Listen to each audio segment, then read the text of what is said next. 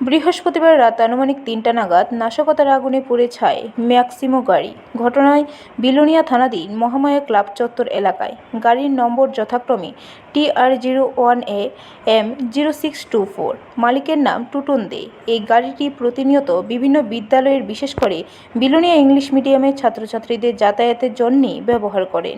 টুটনের স্ত্রী জানান যে গত বৃহস্পতিবার রাত আনুমানিক ৩টা নাগাদ গাড়িতে দাউ দাউ করে আগুন জ্বলতে দেখে প্রতিবেশী তাদেরকে ঘুম ডেকে তোলেন।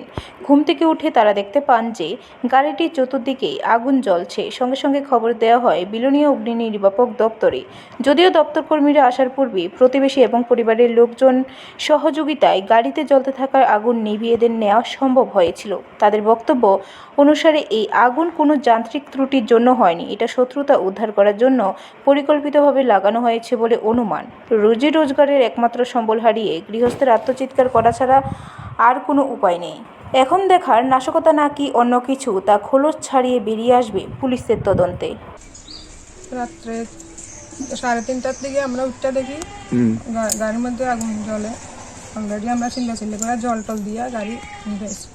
কারণটা তো করতে পারি না, দেখছি অনেকে দেখে চিল্লাচিল্লি করে, আমরা ঘুমের থেকে উঠতে দেখে জল টল এবার আনি অনেকের ডাক দিয়ে, পাশে মানুষের ডাক দিয়ে জল টল নিয়ে গেছে। ব্যুরো রিপোর্ট, খবর ত্রিপুরা।